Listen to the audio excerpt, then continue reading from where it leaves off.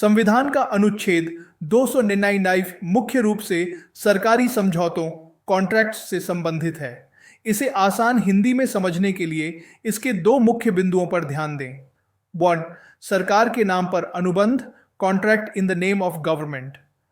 जब केंद्र सरकार कोई अनुबंध करती है तो वह भारत के राष्ट्रपति के नाम पर किया जाता है।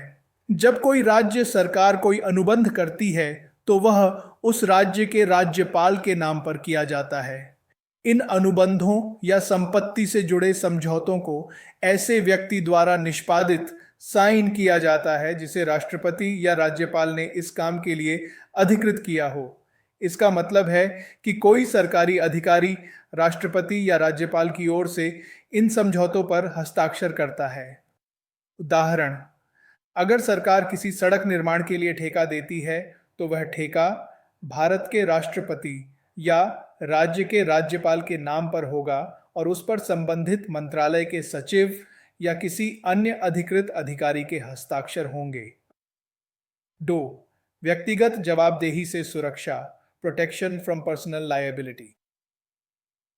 इस अनुच्छेद का दूसरा महत्वपूर्ण हिस्सा यह है कि राष्ट्रपति या राज्यपाल या उनकी ओर से अनुबंध करने वाला कोई भी सरकारी अधिकारी उन समझौतों के लिए व्यक्तिगत रूप से जिम्मेदार नहीं होगा। इसका मतलब है कि यदि किसी सरकारी अनुबंध में कोई समस्या आती है या कोई विवाद होता है तो राष्ट्रपति, राज्यपाल या हस्ताक्षर करने वाले अधिकारी को अपनी निजी संपत्ति या धन से नुकसान की भरपाई नहीं करनी होगी। यह जवाबदेही सरकार की होगी, व्यक्तिगत अधिकारी की नहीं। इसका उद्देश्य।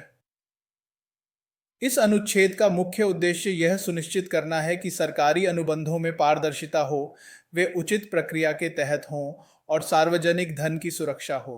साथ ही यह सरकारी अधिकारियों को अपने कर्तव्यों का पालन करते हुए व्यक्तिगत रूप से किसी भी कानूनी झंझट से बचाता है। संक्षेप में, अनुच्छेद 299 कहता है कि सरकार के सभी बड़े समझौते राष्ट्रपति या राज्यपाल के नाम पर होते हैं और इन समझौतों में कोई भी गड़बड़ी होने पर अधिकारियों को व्यक्तिगत रूप से जिम्मेदार नहीं ठहराया जा सकता, बल्कि सरकार ही उसकी जवाबदेह होगी।